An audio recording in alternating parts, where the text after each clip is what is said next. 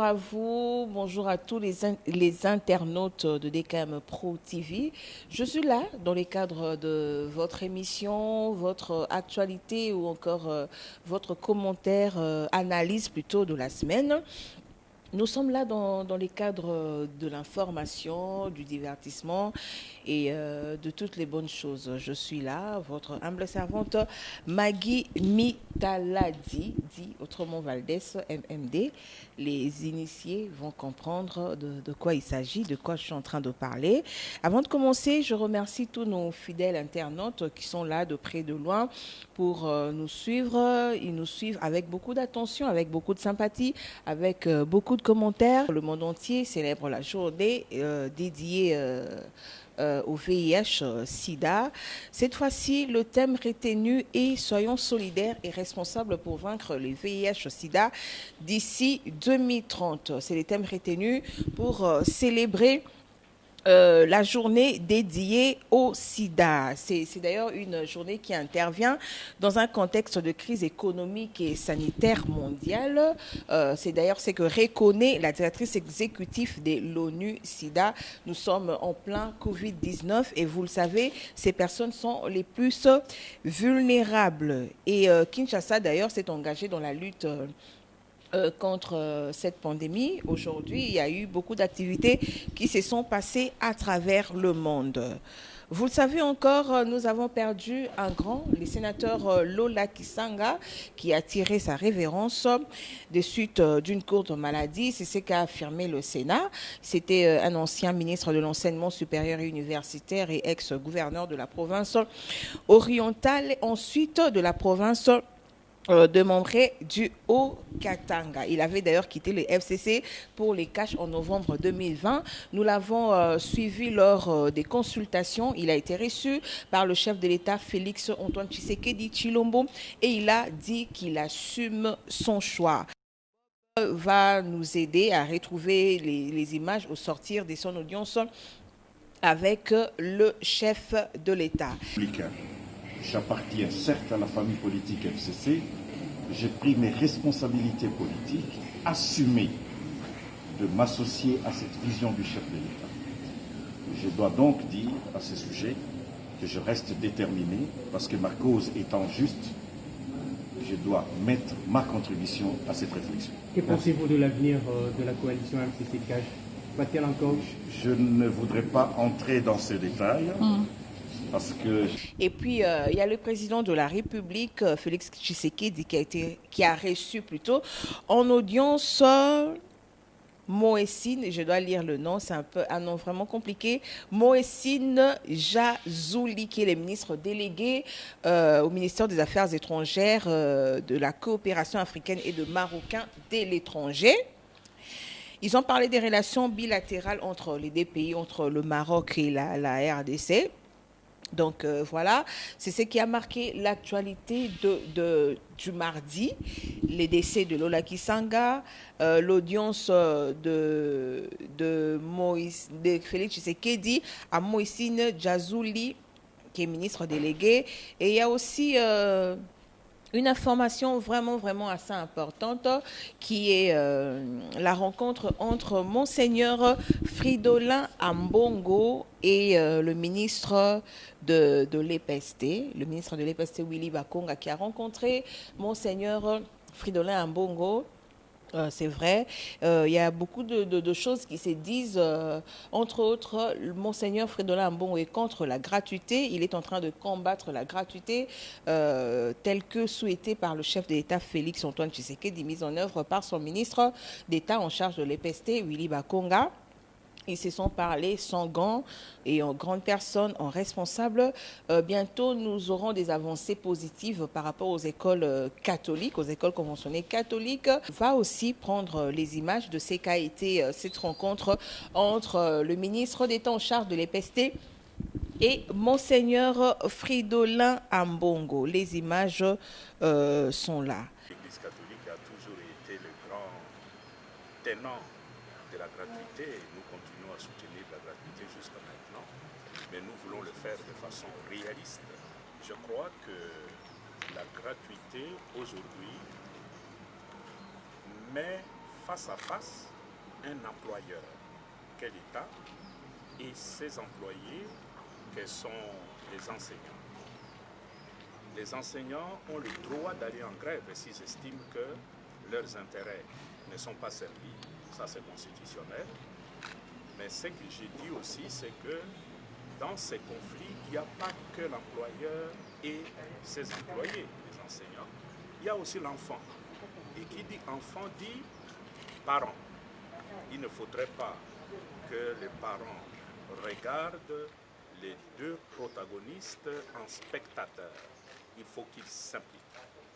Et ils doivent s'impliquer comment? Je crois que c'est peut-être là qu'il y a le malentendu. Les parents doivent s'impliquer pour pousser les uns et les autres à tenir parole.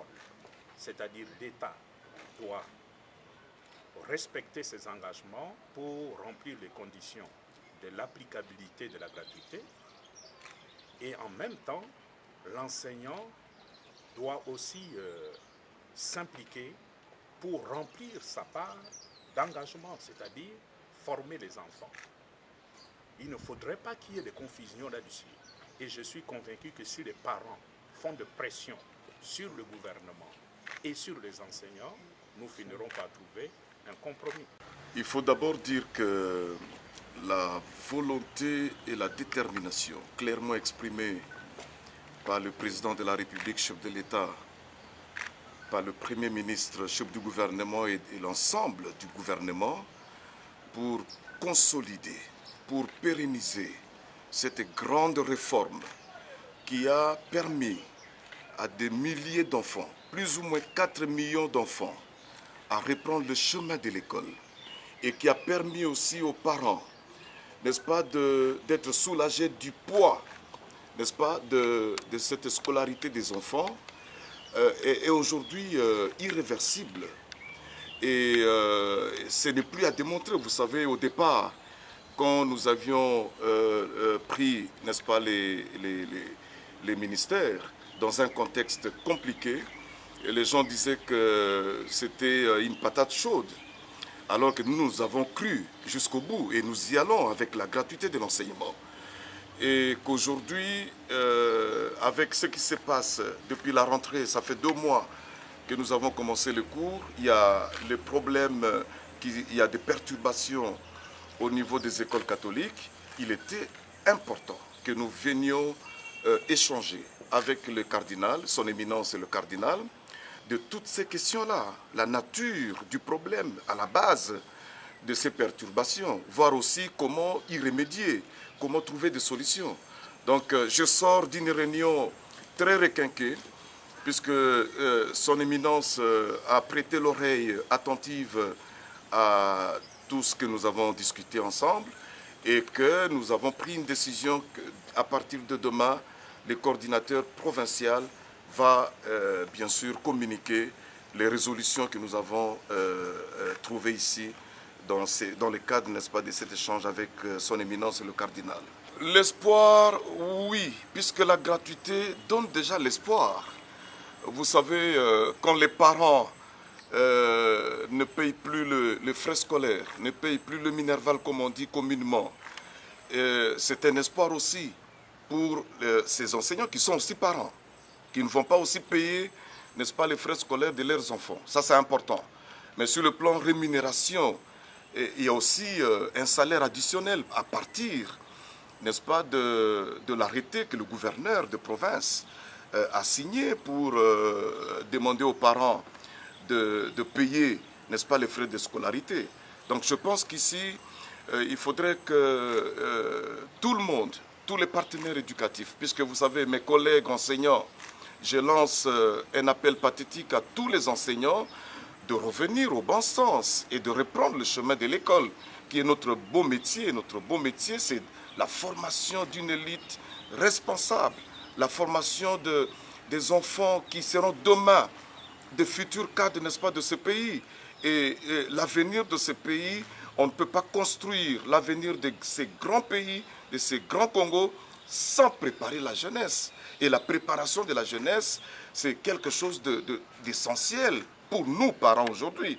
Donc, je pense que tous les enseignants sont unanimes pour reprendre le cours et les solutions sont déjà en train d'être trouvées immédiatement.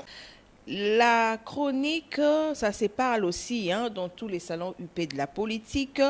Nous avons les propos du secrétaire général ad intérim de l'UDPS, Augustin Kabouya, qui a dit que l'arrestation de Vital Kamerhe est l'œuvre du FCC. Ça a été d'ailleurs rejeté en bloc par Claude Machala, qui est aussi un cadre du FCC. Les propos qu'il a tenus sur la radio Top Congo défraient la chronique. Ça continue à faire couler beaucoup d'encre et des salives. On s'est dit donc la justice, elle est instrumentalisée. Nous allons répondre ça. Cette fois-ci, nous aurons un invité, un cadre du FCC qui va nous parler de cela, qui va démentir ou soutenir cette information parce que cette plateforme est accusée à tort.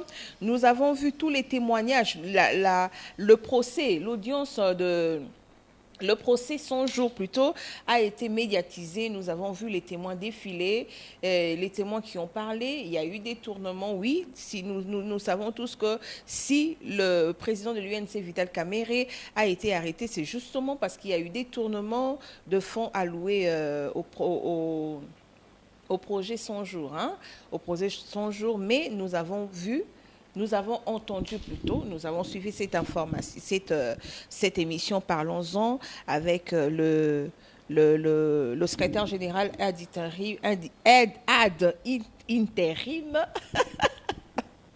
j'allais dire au Maurencio, excusez-moi, ad intérim, le secrétaire général ad intérim de l'UDPS confirmé qu'il y a eu complot, l'arrestation du président de l'UNCC, l'UNC, c'est l'œuvre du FCC. Nous aurons un cadre ici pour nous en parler, quoi. Nous allons avoir un membre de l'UDPS, si pas un cadre de l'UDPS, et un cadre du FCC qui vont nous parler de cette information. Voilà. Qu'est-ce que j'ai oublié d'autre? Voilà, je suis en train de défiler, je suis dans mes papiers, dans mon désordre ordonné pour vous informer. Voilà. Et il y a eu une double attaque perpétrée par les hommes armés dans les territoires de Djougou et de Mombasa en Ituri. Selon de sources locales, ce sont des éléments du groupe armé Codeco et Mai Mai qui ont commis ces meurtres. Donc 12 personnes ont péri. Nous devons aussi prier beaucoup pour l'Est de la RDC. Il y a la recrudescence de la sécurité dans la province du Sud Kivu, principalement dans la ville de Bukavu. Et nous devons aussi prier pour cette partie de la population, nos compatriotes qui sont là. Ne sont pas du tout en paix, ne sont pas du tout à l'aise. Vous le savez, on dit lorsque une main est malade ou une partie du corps humain est malade, c'est tout le corps qui en pâtit. Merci beaucoup de KM Pro, merci à tous les abonnés. C'était l'actualité de la semaine avec votre humble servante Maggie Valdez Mitaladi. Je remercie tous mes fidèles abonnés, vous tous qui êtes là, en train de nous suivre à la loupe. Vous commentez nos émissions. Nous vous en remercions. Merci beaucoup à vous. De gros bisous. Merci beaucoup à toi, Rosette Dangui, Rosette, la dada de mon cœur. Merci aussi. De gros bisous à toi, là où tu te trouves. Merci à tous nos téléspectateurs, Noïla Loabala, Jean-Luc Moussamba, Maître Jean-Luc Moussamba, mon fils Redo Yves Pay, Yotan. De gros bisous à mes enfants. Je vous aime beaucoup, je vous porte dans mon cœur. On va se retrouver prochainement avec un nouveau numéro. Cette fois-ci, nous aurons un invité. C'est très important que nous puissions parler de ces affirmations, de ces propos d'Augustin Kabouya de l'UDPS qui affirme, je répète, que l'arrestation du président de l'UNC, c'est l'œuvre du FCC. On attendait à ce qu'il puisse passer sur le zone toujours de la radio Top Congo. Il devait passer pour, je ne sais pas, reprendre, soutenir ses propos, nous ne savons pas. Mais il s'était excusé, il n'est plus passé. Nous attendons l'écouter encore cette fois-ci. qu'est-ce qu'il va nous dire par rapport à l'arrestation de Vital Kamerhe, qui d'ailleurs est malade, à qui nous souhaitons une très bonne santé, une prompte guérison. Merci Pistis Moutindou d'être là. Merci à tous mes téléspectateurs. Merci Didier Kosimakengo. Je dois reprendre. Cette fois-ci, nous allons faire YouTube autrement. Nous faisons YouTube de façon intelligente plutôt, c'est ce que j'allais dire. Nous faisons YouTube de façon intelligente. Merci à Tété Kazadi, Rosette Dangui. Merci beaucoup à vous, vous tous qui nous suivez. Mana de Longue Jambe, Jocelyne Kinungi, Patricia Ochoudi, Rita Loubadin. De gros bisous à toi. Guy Loubamba. Guy Loubamba. Si vous voulez avoir des très bons gâteaux en tout cas, avec une très belle crème, je sais pas, très belle crème chantilly, n'hésitez pas à contacter Guy Loubamba. Et pendant que nous sommes en train de parler, de faire la pub de Guy Loubamba, lui c'est mon grand frère que j'aime beaucoup.